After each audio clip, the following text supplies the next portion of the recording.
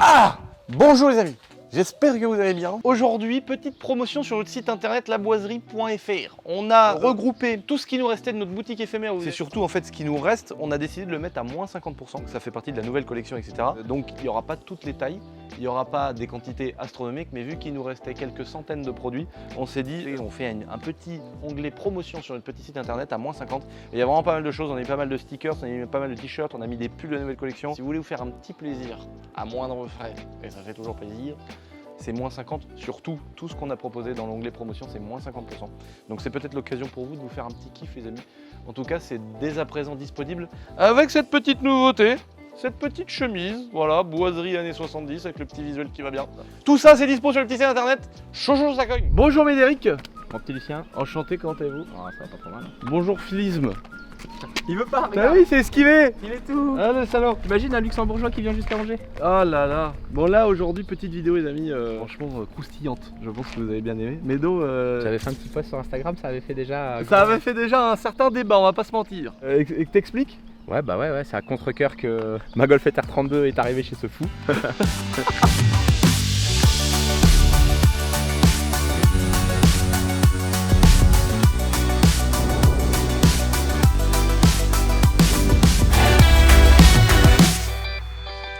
Les amis, abonnez-vous à ma petite chaîne YouTube. Qu'est-ce qu'il y a? Je force. À un moment donné, on peut parler, il peut y avoir une communication entre nous, on peut faire un petit dialogue. Si vous trouvez que je force, faut pas me dire, à me le dire. Moi, j'ai pas l'impression en tout cas. Bon, allez, chaud. Casse les couilles.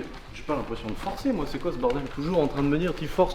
À quel moment je force? Franchement, voilà. Là, voilà. Voilà. Ah, s'ils comprennent pas, s'abonner, bordel, ça prend 3 minutes, c'est gratuitement. Tiens, Miwoshib.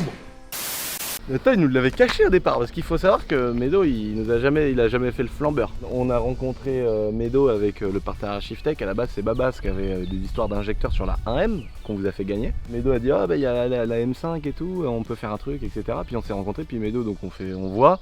Après on voit la McLaren, on était traumatisés. Après il nous dit j'ai une Golf qui fait 1200 chevaux. Je dis allez vas-y arrête de... Tu vois, et donc c'était vrai. On a vu la voiture, on avait fait une vidéo. Si tu reprends la séquence de Babas, elle sauve, lâche. Ah oui, elle sauve. Ouais, sauve là. Ouais, sauve. Il a accéléré. J'étais là, la voiture c'est droite, gauche. Et là il a dit les gars, il y a que un bar ou un bar, je sais plus combien. On est qu'à la moitié de la puissance. Et là je me suis dit c'est pas possible. Et là après il a bidouillé le bordel. Je sais pas faire, c'est aussi l'objet de la vidéo de présentation. de présentation. J'avais tanné Médo parce que je savais qu'il y avait quand même aussi un petit. Ça y est, t'avais fait le tour. Je roule peu avec, pas beaucoup de temps. Et l'idée c'était de la remettre d'origine. Et Ça te faisait chier de la remettre d'origine et de la revendre comme ça parce que la prépa finalement tu la revends moins cher quoi. Ouais, après l'idée c'était pas de vendre le véhicule prépa parce qu'aujourd'hui t'as quand même des risques. Et je l'avais fait personnellement cette voiture, je l'avais pas fait à l'image de Shiftech ou quoi. Aujourd'hui l'image Médéric c'est aussi lié Shiftech. Bah oui, si tu vends une caisse prépa ça fait chelou quoi. Le seul mec à qui je pouvais la vendre c'était toi, sinon je la remettais d'origine quoi. Ouais voilà, vu que je le travaillais au corps depuis belle lurette, j'ai dit Médo vends-la-moi. Moi ce que je veux savoir c'est Alors, qu'est-ce que tu vas en faire. Non, là il exagère parce que j'ai déjà passé un interrogatoire, j'en ai passé quelques-uns en garde à vue, fut un temps où j'étais un grand délinquant. Il était pire que le commissaire. Il m'a dit oui tu veux faire quoi? Qu'est-ce que où? Je peux t'éviter les problèmes aussi, j'ai pas envie que tu finisses dans. Ouais. Tu fais le con en moto, en voiture, sans caxe. Sans cax. Non, en gros moi l'idée. Avec ça c'est de donner un cercueil avec des roues donc. Non, ouais non mais c'est sûr, oui, non mais là. Oui alors Babas. Oui. Philippe vient avec un Non, truc parce- affûté. Ah bah là on a deux opposés. Là t'as le truc super affûté, ça peut rouler très vite partout et tu t'auras jamais d'accident. Ouais. Et ça l'accident il est au bout de la ligne Voilà. droite. Mais non mais tu vois, t'as le Babas. Si tu vends ça Babas c'est son daily. Ah, mais lui il va te dire que tous les jours il va passer à 400. Une GT3 Mais il oui. passera qu'une fois, le lendemain elle est cassée. C'est ça le problème avec Babas. Ça c'est fiable, tu peux rouler Oui. long. Philippe c'est fiable ou pas ça? Il veut pas. Si, c'est incassable. Tu peux faire 50 launch control d'affilée et tu vas sur ce Là on en fait un, la boîte elle est cassée. Ah bah là, oui, là, Fiabilité celle-là, zéro. non, zéro. En gros, pour revenir sur la Golf, c'est toi qui as fait toute la prépa, donc le renforcement de la boîte de vitesse, l'embrayage qui fait que tu cales 15 fois au début quand tu pars avec. En fait, finalement, tu as fait la prépa moteur boîte, tout ce qui va avec la pompe à essence et tout le bordel. Et... C'est une vieille histoire en fait, à la base j'avais un Corrado VR6 Oh, putain, Corrado quatre V6. motrices, et j'ai acheté un Corrado VR6 turbo Non. à quelqu'un et après je l'ai évolué avec un moteur V6 24 de Golf 4. Turbo? Ouais, Ah, t'avais un Corrado turbo, combien de Ouais. chevaux? 500.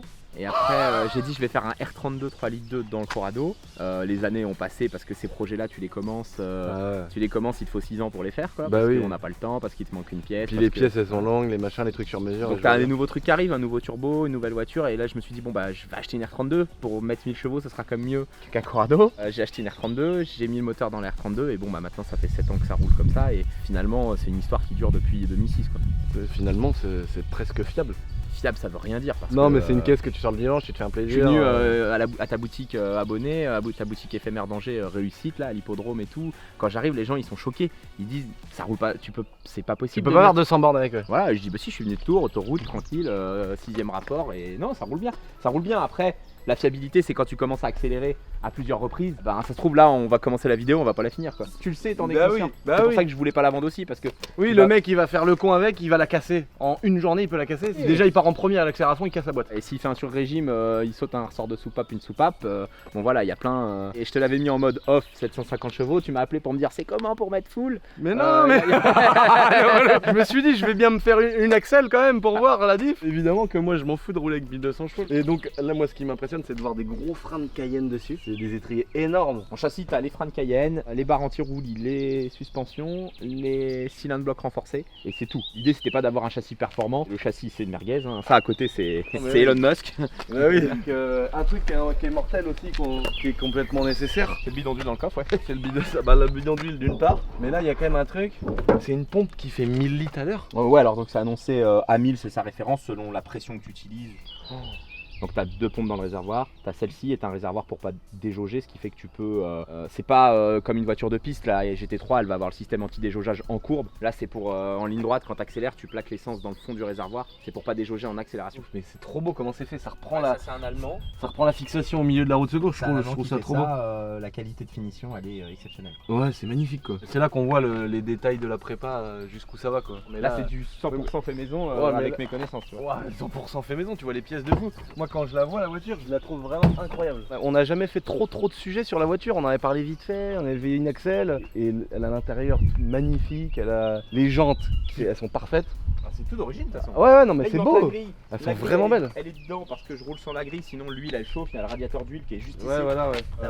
Je roule sans la grille, tu remets la grille, tu la nettoies, tu la mets dans ta grange et elle est d'origine quoi. Tu la Ouais. ressors dans 20 ans.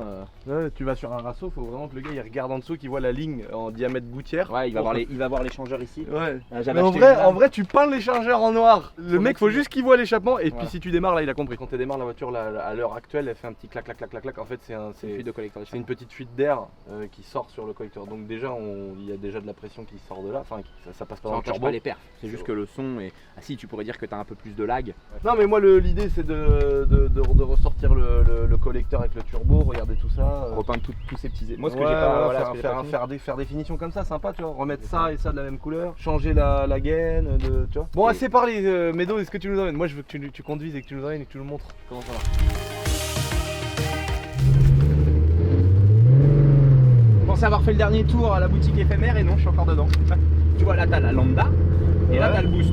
Ouais. Et selon dans le mode où il est, là t'as la lambda et là il y a le boost. Moi je mets toujours boost et lambda, comme ça j'ai les deux. Là c'est pour brancher un PC Ouais. et régler la carto.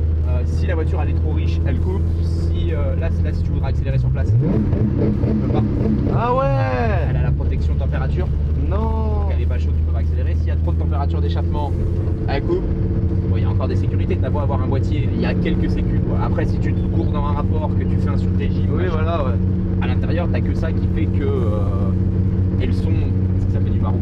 Oh, le bruit, quoi. Je sais pas si ça va s'entendre à la vidéo, les gars, mais ça fait un espèce de gros raisonnement là. Quand je te l'ai amené de Tours, à l'époque Oh. je roulais, j'étais ouais c'est trop bien. Ouais. Et là, maintenant, Je suis faire arrivé une heure. de Tours, j'ai fait Oh, horrible. merci hein. Ah. Donc là, à gauche, c'est quoi, pression d'huile? Pression d'huile, température. D'accord, ok. Et là-bas, gaz d'échappement, Température des échappements. température d'échappement. Quand ça s'allume bleu, c'est que tu frôles les 1000 degrés. D'accord, ok. Et là, donc quand t'appuies sur là, c'est off, ça veut dire que là, t'es censé être en 1200 chevaux. Non, SC off, solénoïde control, donc c'est l'électrovalve qui gère le boost. Elle est coupée. Donc là, tu es juste sur la pression des ressorts dans la Westgate. Il y a des ressorts 1 bar 4, donc entre un bar 4 et un bar 5. D'accord. Donc aux alentours de 700 chevaux. quoi. Donc pour mettre 1200, c'est comment les deux boutons? T'appuies sur les deux boutons, ça enlève le mode SC off. Ah, d'accord. Et là, Ah, yes, ok. là c'est full power. D'accord. Donc c'est R32 2003. 210 000 bornes avec la grosse prépa. Origine suisse. Moi j'adore. Ah, origine suisse. Ouais, à la base, j'ai acheté en Suisse. D'accord. Ah, il y a une fuite. Ah ouais. Ah, ça change pas. Ouais, voilà, c'est ça. Donc, boîte à crabot sur le 4-5-6. C'est pour ça que j'ai 3, 4, 5, 6. J'ai pas mis le 1 et 2 volontairement pour pas faire de départ arrêté. Donc la grande question, les gars ils disaient là, cette voiture là, quand tu passes la 4, tu touches à l'embrayage. Moi je le fais pour préserver la mécanique parce que ça reste fragile la boîte de vitesse là-dessus. Tu pourrais passer plein gaz sans l'embrayage. Oh putain, Regarde c'est là, ça. je touche pas l'embrayage. Ah oui, d'accord. Tu vois la coupe que ça met. Ouais, d'accord, ok. Je préfère. Ah oui, d'accord.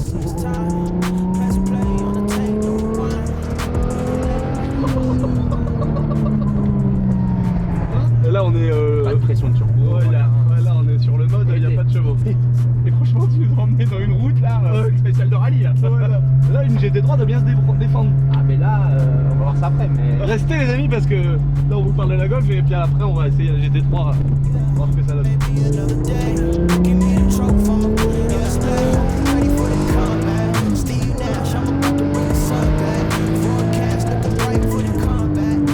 Donc là tu dis elle a pas de puissance là. non, là on est mode promenade. Oh putain, pourtant mon gars c'est déjà un bordel le truc. Donc là le délire c'est que on démonte tout le système, on change les joints de collecteur pour une petite fuite et puis qu'on refasse l'étanchéité. Il doit y avoir un silicone qui est fissuré ou qui est démanchonné. C'est-à-dire que moi qui étais choqué de l'essayer en me disant ouais mais c'est vraiment un truc de ouf. Là, il n'y a pas de. Médo il me dit qu'elle a pas de chevaux. 900 grammes de pression de turbo. Donc on doit être à. Là on a accéléré à 500 chevaux. Hein. Rien de plus. Hein. Et donc elle va combien à 1200 chevaux? 2 par 7. Ah autant. C'est la première fois que Médo nous a emmené, il y avait à peu près 700. C'est-à-dire qu'on a même pas ça. Non, là t'es dans un mode vraiment. Mode fiabilité là. Ouais, mode fiabilité. Bah, elle est Atmo quoi. Moi franchement je suis pressé de faire une vidéo où tu reviens la conduire après les modifs, qu'on l'ait remis, tu sais qu'on l'ait remis belle, donc avec la puissance max, et qu'on la mette en face d'une Aventador départ lancé. Aventador elle n'a aucune chance. Elle a aucune chance. Et même dans le mode le moins puissant, 700, la Aventador elle a aucune chance. Ah ouais. Bon par contre je vous reparlerai les amis bientôt d'un jouet que j'ai commandé. Et là pour le coup il y a un vrai débat entre les deux. Ce sera aussi l'occasion d'une vidéo. Qu'est-ce que c'est? je te redirai après Médo. Ah, des indices là. Non, le mec il vous lâche ça comme ça. Il y a un rapport poids-puissance qui fait très mal à la tête.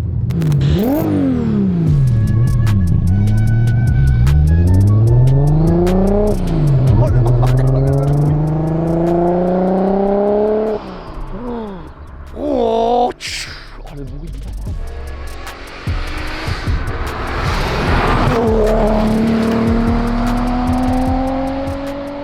Oh normal la vitesse qu'il est passé. Il est fou. Par contre il a envoyé une pierre sur stylisme. Il est passé le bâtard, ça fait. Les routes elles sont pas trop appropriées. Hein. Comment t'es passé fort là? Les routes c'est pas approprié. Je vais regarder vite fait la petite fuite de sural, parce que là 900 grammes c'est feignant. Et franchement. C'est bien pour t'habituer en fait toi. Ouais. Là, quand je l'ai ramené, je te dis, je pense qu'il n'y avait pas de lag et elle tirait plus fort. Ah ouais, non, bah là c'est. En fait ça vient vachement tard quoi. Ouais, c'est ça, ouais.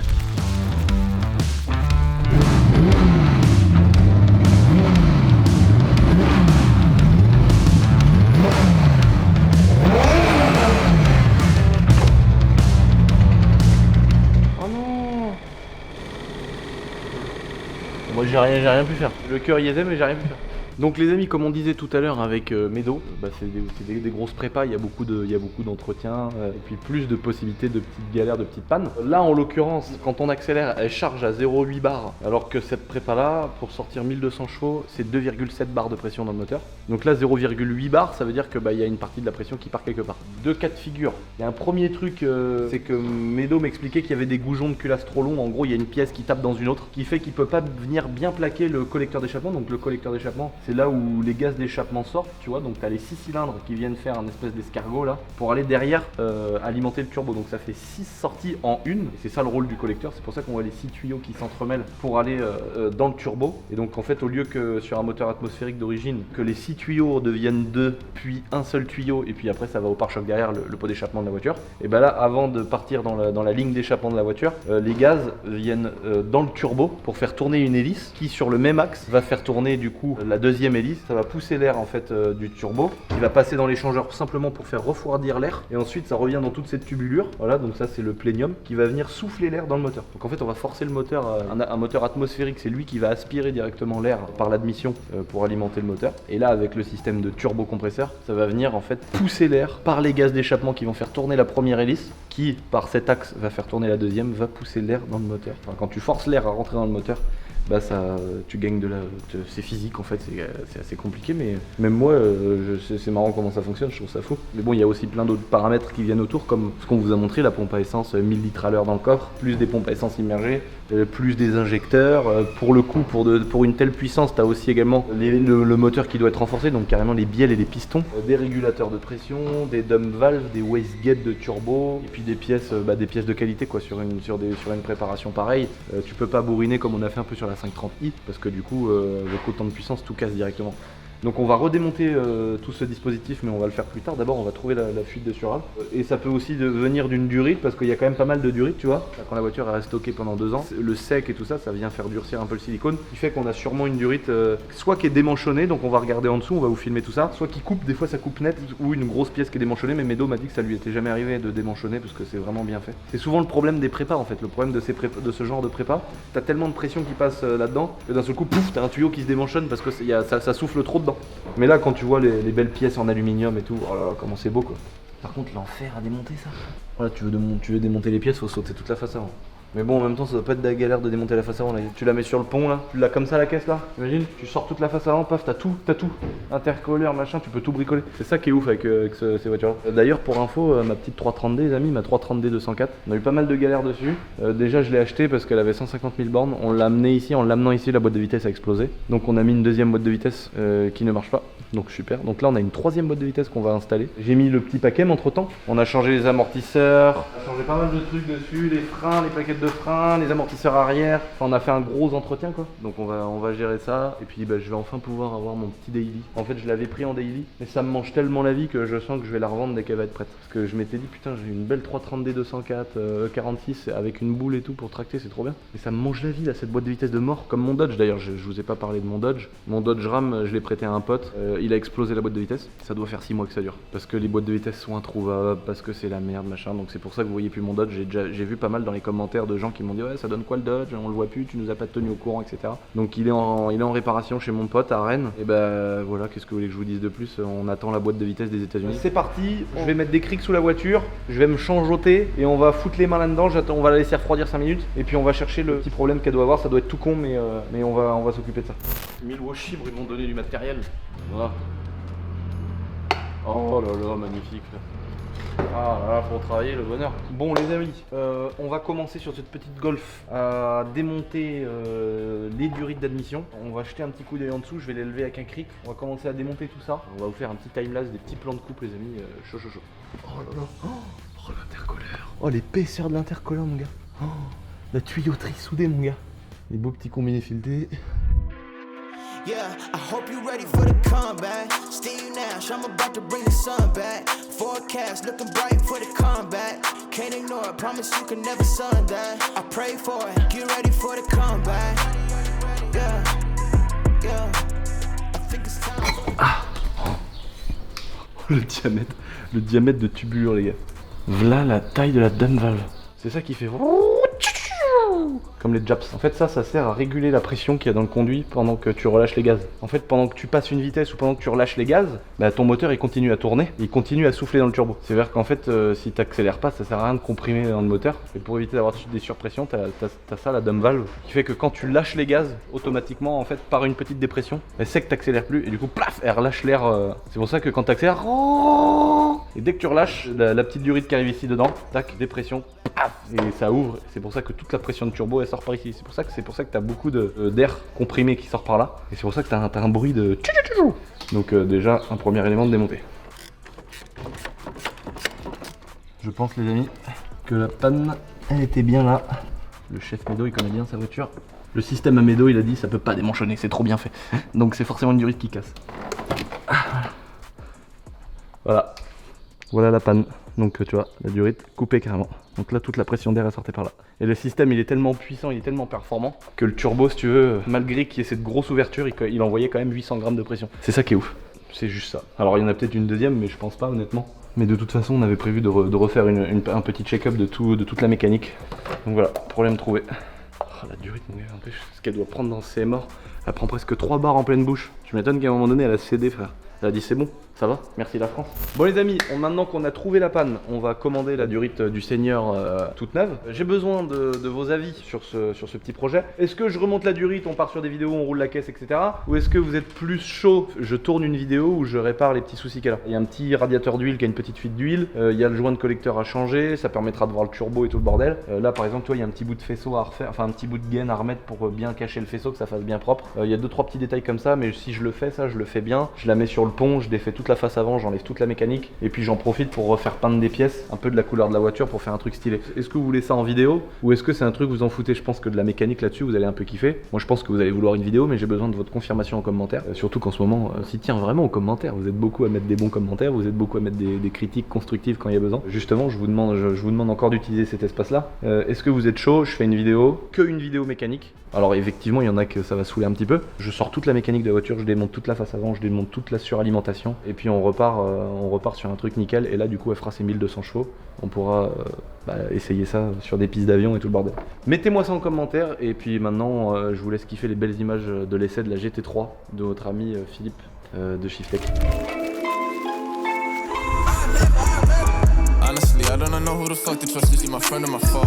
I'm a extra draw. Yeah, she give me that claim as well. I remember back when I was younger, I was happy. Nowadays feel like no one understand me. I'm the artist. Là t'as l'historien de chez Shiftech et tu commences à lui parler des TDS, peut-être pas trop. Non, mais je pense qu'à partir de des 90, le 90, le mec il connaît tous les numéros de châssis. Les numéros de moteur, il peut te faire là. Et Porsche, pareil. Donc là, Porsche GT3 normal. normal. Et la RS est pas sortie ou est-ce qu'elle va sortir Non, la RS elle va sortir dans un an, là, ça arrive, on voit les tests. Ah et oui, en fait, elle a le moteur de la dernière GT3 RS qui avait 520 chevaux, donc ils l'ont rabaissé à 510 pour dire deux. C'est le moteur des anciennes GT3 qui avait 500 chevaux. Sauf qu'ici, pour passer les normes anti-pollution, ils ont mis un papillon par cylindre, comme les BM à l'époque. Et là maintenant, Maintenant, il y en a un petit comme ça, et avec des nouveaux injecteurs, comme ça, ils peuvent gérer parfaitement le mélange RS100 sur chaque cylindre. Et grâce à ça, apparemment, le moteur il pourrait même passer la norme Euro 7. Ah, Donc putain. les Atmos, c'est pas fini quoi. Ça. Et alors, elle fait un joli son parce que c'est la première voiture de série à être équipée de filtres à particules sport. Par rapport à une 992 S ou GTS, c'est quoi les grosses modifs visuels déjà? il y a tout qui a changé, non? Alors en fait le plus important il y a des doubles triangles à l'avant. Donc le train avant de la 911 qui était un petit peu baladeur comme ça à cause du moteur à l'arrière. Là maintenant c'est comme la voiture de course, il y a deux triangles. Donc on a un train avant assis. Ah oui, d'accord, Avant ok. les 911 elles ont encore du McPherson, donc comme une Golf 4. quoi. Ah oui, donc un triangle en bas, un l'amortisseur repris dessus quoi. Voilà. Alors que là il y a double triangulation sur la fusée. Donc la roue elle monte bien. Donc l'amortisseur il fait que le boulot d'amortir, il fait pas le boulot de tenir la roue. Ouais voilà c'est ça. 315, 30, 21 derrière. Là les pneus quoi. Elle a une gueule de ouf. L'aileron au début ça fait bizarre, mais maintenant je trouve ça vraiment incroyable. Sur une GT3 classique, t'avais pas de réglage d'aileron possible et tout. Je vois que là t'as 3 ou 4 4 positions ici. Et à l'avant aussi, dans les passages de roue à l'avant il y a des petites lames comme ça à régler. Et si on règle ici en agressif, on va se mettre en On remarquera agressif. qu'il est sur la position D'accord. vitesse de Et pointe. tout est indiqué dans le manuel d'utilisation. Hein. Ah, franchement ils ont vraiment fait un truc de malade. Alors déjà la GT3 RS 991, je la trouve folle comme Spinergy. Bah maintenant non il a une Cayman GT4. La 520 là déjà je la trouve vraiment belle hein, la GT3 RS. Mais là les détails et tout. Et c'est une GT3. Et Tu veux voir le moteur? Ouais. Ah on peut le voir. Ouais, regarde. Tu peux tout voir dessus. Non. Après c'est du démontage quoi. Ouais. Ça c'est dommage de pas pouvoir avoir un beau bloc quand même. Oh la boîte. Oh, Elle les est dispo sièges. en boîte méca, hein, gratuite. Ah elle existe en boîte méca. Mais la PDK est tellement. Ouais, elle est folle. Sans Le dire. truc qui me fait le plus réfléchir un jour à en avoir une, c'est la boîte. Ça hurle là, Ouais. ça fait un bruit au passage de rapport, c'est magnifique. Et là, les sièges en carbone, mon gars, elle est vraiment neuve dans le papier celle-là. Elle a encore le papier sur le truc. Et là, ouais, alors là, le capot tout carbone quoi. En fait, t'as l'impression que si les vérins ils sont trop forts, t'as l'impression que le capot il va partir à l'autre bout de la. Ah oui, c'est vraiment fou quoi. Et donc là, t'as monté une ligne. Ouais. Silencieux ou ligne complète? Juste le silencieux.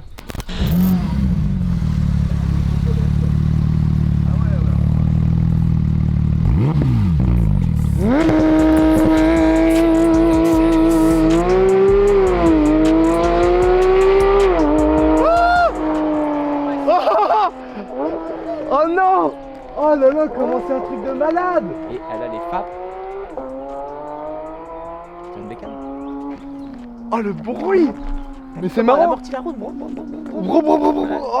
le truc de fou. Kata et Fap, elle hurle autant. Ouais, c'est fou, hein. C'est fou. Oh le truc de ouf. Oh non. Alors là, moi franchement un truc comme ça, Ça y est. Oh, le Mon nouveau rêve. Non mais le bonheur de voir la caisse qui part, toute l'électricité là qui régule, l'arrière qui s'écrase des pneus machin.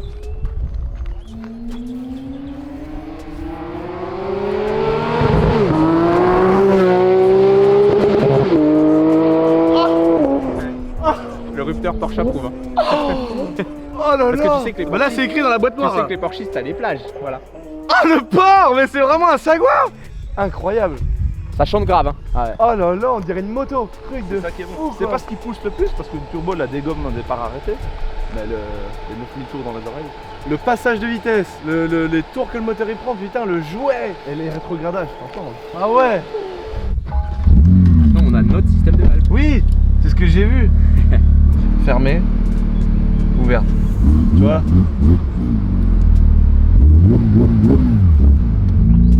Elle est vraiment. Oh là là, comment t'es bien dedans. Hein? Ah, le passage des rapports. T'as vu, t'as l'impression qu'il te jette le rapport. C'est.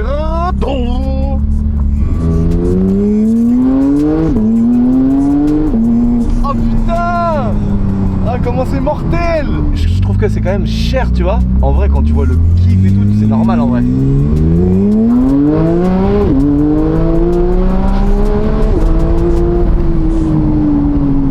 Incroyable. J'adore. Tu sais, t'as l'Atmo, donc t'as pas la M3 de 650 chevaux qui part en patinant dans tous les sens, tu sais plus trop où te mettre. T'as un truc, tu vois, tu sens qu'il y a, je sais pas, il y a un équilibre. Ça freine bien, ça a un putain de châssis, ça roule bien, il y a un beau bruit, il y a tout qui va bien. C'est pas une BM, t'as 1000 chevaux mais il y a pas de frein. Vraiment, ça a rien à voir, je sais pas comment vous expliquer. Là, tout le monde va se dire, mais l'autre il exagère, il a une Lambo. Mais vraiment, ça n'a rien à voir, c'est incomparable les gars.